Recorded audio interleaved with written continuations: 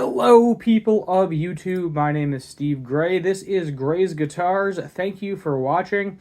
This is going to be a guide to guitar strings. This can be used for both electric and acoustic. I'll be talking about gauge, coatings, different types of materials used for them, things along those lines. So to start off, to probably the strings that every single person knows is Ernie Ball. These were the first strings that I ever bought, ever put on a guitar. Broke a lot of high E strings because I did not know what I was doing. But typically, I'm going to click on the regulars. This is what one of your packs is going to look like. So you can get 7-string over here. There's a baritone version, but your regular Slinkies is going to be this right here.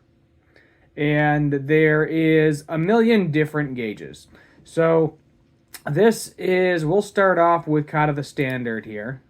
So this is kind of your standard gauge that they use on a lot of stuff. It's either a 9 to 42 or it's going to be a 10 to 46. This green pack, when I first started buying strings, I think it was $6 a pack. Now they're $7 a pack, so not a huge difference. In terms of the thickness, you're going to just have to buy a few packs and figure out what string gauge is right for you. So if you feel like you're playing let's say your Gibson Les Paul style guitar, your scale length, which is going to be from the nut, so that's where your strings touch, to the bridge. So it's both points where the strings touch on the guitar. That is your scale length. Typically, you have two major scale lengths. One is the Gibson style, which is going to be 23 3/4 inches. And the other is going to be the Fender style, which is 25.5 inches, 25.5 inches. And yes, there are other scale lengths. There is like a 24-inch, there's a 25-inch, 27-inch, that's more of a baritone, and kind of everywhere in between. But those are the two primary scale lengths. In terms of what I like on my guitars, when it's a shorter scale length, you should be using a thicker string gauge. So something like the 10s would be perfectly fine at a Gibson Les Paul, but depending on how heavy-handed you are, you might want to go up to an 11, which is an even thicker string gauge, which means the strings are going to be tighter, a little bit harder to bend. If you're new, you probably don't want 11s because they're going to be hurting your fingers a lot. However, going on to the acoustic side of things, we'll go ahead and just pull up an acoustic pack over here. Let's see if it lets me find them. Let's see. Let's find some acoustic strings here. Am I in the acoustic section? No, I am not. So we'll go to strings. Acoustic strings. So here are some acoustic strings. So now, if we go to the Earthwood series, which is their acoustic string series, typically your middle of the line acoustic strings are always typically thicker than electric strings because you have that big acoustic body as well, needs to produce a little bit more sound. So they're also designed a little bit different as well. As you can see, they give you the 80-20 bronze ratio there. Usually an acoustic guitar is going to have 12s on it. Sometimes you can do 11s. If you're going from an electric to an acoustic, I would say 11s are perfectly fine to try. If you're comfortable with 12s, you're more than welcome to. But keep in mind, acoustic's going to be harder to do play. In reality, being that you have to press down on the strings harder, the action, which if you don't know what the action is, that means the height of the frets, which are all the little nickel slots there on the fretboard of the guitar. That's where your fingers are touching all the time. That is called your string height. And typically on an acoustic, it is higher than it is on an electric. So when you have a lower action, which means closer to the fretboard and the frets, you can use a lighter string typically. Because the thicker the string is, the more it's going to vibrate, and the faster it's going to hit that fret. Is usually how that works. Now you can tinker around with it and can get pretty close, but it also depends on how heavy-handed you are. If you are a very heavy-handed person, you might want to have a thicker string gauge and higher action, kind of a combo. But if you're playing light, you can go a very light string gauge. They do even make 7s and 8s. But typically for an acoustic, I would say starting out, stick with the 11s, the 11 to 52, or the 12 to 54. Now, going back to string type. There is one type of strings I typically don't recommend for anybody, and that right here is these guys. So the stainless steel strings. Not that they're bad, not that they sound bad. However, they will eat away at your frets. So the metal pieces on your guitars, you can get them replaced. If you have a bolt-on neck, you can also replace the entire neck of the guitar. However, you don't want to do that. And it does take a pretty long time to wear through frets, especially if you own multiple guitars and you're not playing one specific chord all the time, one specific guitar rather, all the time, then, you're talking a very long time before any of the frets actually get worn down. However, if you only own one guitar, you're constantly playing it all the time, I would not recommend stainless steel strings unless you have stainless steel frets. So if you know for a fact that your guitar has stainless steel frets, by all means, get some stainless steel strings. Typically, stainless steel strings will last longer too. So being that they're a different metal, than the typical regular steel coated with nickel. So that's typically your guitar string. It's not stainless steel, it's regular steel with a nickel coating wrapped around it. Nickel plating too, rather. And that is what keeps your frets longer. So nickel on nickel is going to wear pretty even. Stainless steel on stainless steel is also going to wear pretty even. You can wear through stainless steel frets. It takes significantly longer, especially if you have a stainless steel fret and you're using a nickel string versus stainless steel and stainless steel strings. But in general, I tell people to stay away from stainless steel strings unless that's the sound they're specifically going after, or if they know they have stainless steel frets on the guitar. Now, moving on to a longer lasting string, I believe Elixir, I want to say, was the first company to produce these. I could be wrong. These are going to be more expensive. And the reason that this is now $16 for a pack of strings is because they have a coating on them. So at some point in time, I'm pretty confident it was Elixir. I could be wrong, and you're more than welcome to correct me in the comments. They realized that they can put a coating over the strings, and the strings will last significantly longer. So some sort of ceramic coating. I don't know exactly what they tell you. Let's see if they give you a general idea here. It just says OptiWeb coating provides a natural feel. Keep in mind, you will eventually wear off that coating, but the coating is supposed to extend the life of your strings. So if you're somebody like me who owns, what do I own, like 10-ish guitars at the moment, and a bass, whatever it is, you have more than a couple guitars, and a few of them, you don't want to sell any of them.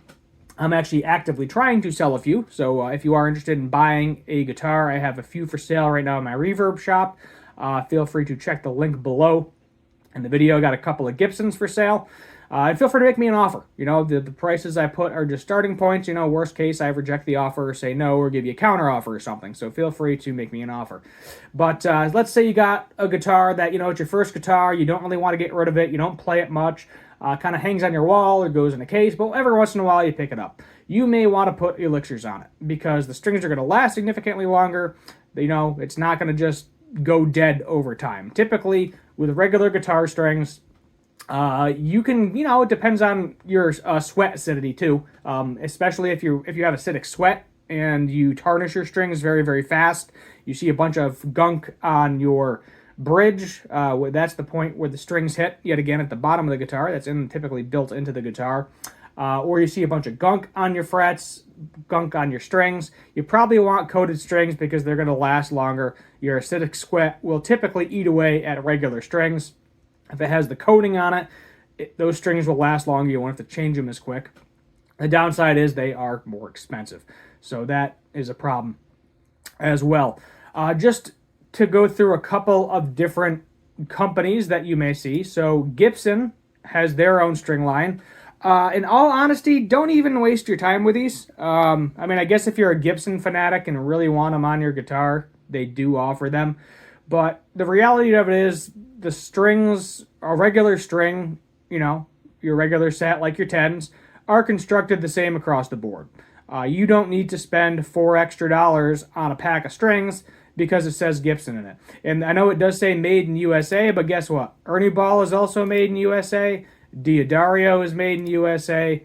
Stringjoy is also made in USA. And guess what? So is Elixir. Pretty much all your guitar strings are made in the USA, the majority of them. So you don't really have to worry about that. While they do display it proudly on the package, doesn't matter. You know, you don't need to spend the extra $4 or $5. Go buy a pack of D'Addarios and or Ernie Balls.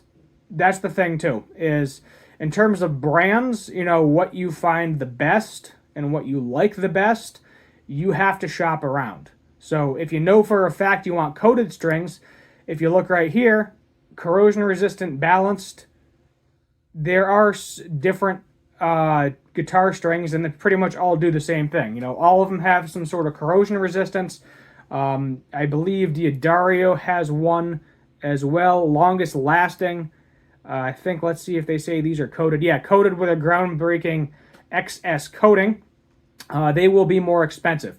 So if you don't want to deal with the coatings, what I would say is buy a regular pack from whatever brands you want. You know, here's their regular packs. They're the same price as the Ernie Ball. The Gibsons are going to be more expensive. I think if you want a regular pack from Gibson, you up $12. Elixir, all of their strings are coated, to my knowledge. I don't think, let's see, do they have any that aren't? That is the question, because I think Elixir, I think that's their shtick, is that everything has that Elixir coating on them. Yeah, so Elixir, you're going to pay up a little bit more because all of them have the coating on them. If we go to Stringjoy here, which I have actually personally never had Stringjoy guitar strings, but looks like their regular packs here are about in the same price as Gibson. So you're going to be paying about $12. So, you know, you're talking a couple of companies you pay $6 for, $7 rather. A couple companies you pay 12, one company you pay 16. Figure out a string gauge you like, stick with it, buy that same one across the board, and for maybe, what is that, $100? Let's do the math right now. Let's go ahead and do the math. I don't know if you'll actually be able to see the calculator on here. Oh, nope, hold on. So 7 plus 7 plus 12 plus 12 plus 16. So for $54, which in guitar money is basically nothing, you can essentially try every brand's strings and see which brand you prefer. I have played Elixir strings. I have played regular Slinkies here, the Ernie Balls. I played D'Addario. I believe I played Gibson on one of my Gibsons that I have. Has the stock strings on it. And then I have never had Stringjoy strings. In general, I feel personally that Ernie Ball and D'Addario are both extremely comparable. There's really not a major difference between the two. If you gave them to me and told me that, you know, for me to ask what brand they are when I pick up a guitar and play them, the only difference I'm going to really tell you is there are Chinese manufacturers that make strings, and they are dirt cheap. They come on usually super cheap import guitars. Not that the import guitars are bad, the strings are bad. And I can definitely tell a difference between USA-made strings from a reputable factory, which any of these five, and a cheapy, crappy Chinese string. Do not buy them, you know, online too much, except for if they're from a reputable dealer. So here they actually give you reputable dealers. You got Sweetwater, Amazon, Musicians Friends, American Music, Guitar Center, Zazowns, if I'm saying that right. Any of those places online, sure. But if you go to a website such as like AliExpress, Alibaba, 9 out of 10, they do make fake strings. So you'll be able to find them significantly cheaper. Actually, we can go ahead and look right now. AliExpress, Press. I can't spell. But let's go to AliExpress, since we're here, and just type in guitar strings. Because I can guarantee you, you're going to find something that looks the same, but is significantly cheaper. Like this. Yeah, bass strings. So they aren't putting a brand on here. They are directly ripping off Ernie Ball. So right here, these are Ernie Ball ripoffs. If I click on this one, this is a D'Addario ripoff. They just won't put the branding in the picture because it's illegal and it's copyright. If you buy bass strings for $2, that's what it's going to sound like. I know this is more for guitars, electric and acoustics, but if you buy bass strings from AliExpress for $2, when normally a pack of bass strings is like $20, you are going to be very disappointed. The guitar strings, I'm actually surprised that this 6 12-set box. Okay, yeah. They even copy the boxes. That's kind of ridiculous. But yeah, stay away. And look, they even have Gibson strings right here. Look at this. For 99 cents. Do not buy your strings off of there. You will know the difference. Terrible. Don't get the cheap Chinese junk. In terms of strings, Chinese guitars are perfectly fine. There's nothing wrong with that. But as I said, go to one of these reputable dealers.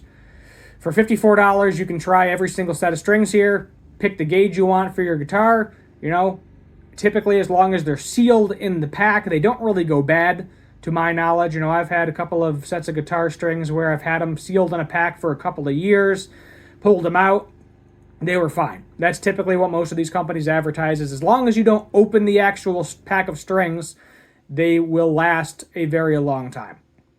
So sorry for making this video almost 20 minutes long. I hope it was knowledgeable. And in terms of what you want here, I mean, there's so many different types. And your best bet is just to read the packages. Read the packages. They will tell you what they are. Like this one says corrosion resistant. This is your regular set. This one has some cobalt in there. This one is a flat wound. Typically flat wound. I usually, that's what I recommend for bass. You got reinforced plain strings, Slinky Classics, light gauge. Your best bet is just buy 3 or 4 packs at a time when you got a couple extra dollars. Try them out, see what you like, and then stick to it. That's what I'd recommend. But the biggest thing is the gauge. You have to know what gauge you want to start with. So going back to an electric, if it's the Fender scale length, if you remember I mentioned that, the 25.5 inch, I recommend starting with 9s because the longer the scale length, more tension. So you start with a 9 and then go from there. You know, you can go lighter or heavier depending on your preference. In terms of a Gibson scale length, that's your 24 3/4. I would recommend starting with 10s. And then same thing, you put 10s on it, you play it for a while. Oh, this hurts my hand too much, I would go down to 9s. Or, oh, this is too light, I'll go to 11s. Or, oh, it's perfectly fine. And sometimes you have to get a pack of lighters or a pack of heavier string gauges to realize that you liked the string gauge more that you were originally playing in the first place. And, you know, worst case scenario, you're wasting like $7. And the good thing is if you have both a Gibson scale length guitar and a Fender scale length guitar, let's say you just leave extra string on there. Don't cut the strings. Wrap it up on the Gibson. Put the 9s on there. Oh, the 9s are too light on the Gibson. Well, guess what? Unwrap them. Put them on the Fender, you know, no need to waste them. As long as you don't cut the extra string off, you can just put those bad boys on your longer scale length guitar and problem solved. If you have any questions, put them in the comments below. I tried to cover everything here, but with strings, there is a lot of information. But I would say any of these 5 brands, you're good to go. I would say if you want a little bit cheaper, you know, your average price, I would say, which is your regular pack, that's your $6-7. D'Addario Ernie Ball. I think Ernie Ball is like California, and I think D'Addario is made in New York, I want to say, or maybe Pennsylvania. One's East Coast, one's West Coast. Elixirs, I don't know. Neither do String Joys and Gibsons. The Gibson strings are probably made, they either buy them from somebody, Gibson does, or they probably make them somewhere in Nashville. That's my best guess. But yeah, as I said, I would say start with the recommended gauges I gave you. Determine if you want coated, corrosion resistant, cobalt, M steel, Stainless steel, if you have stainless steel frets, light gauge. You won't actually, I don't think you can actually find stainless steel strings for an acoustic guitar. We'll go ahead and look.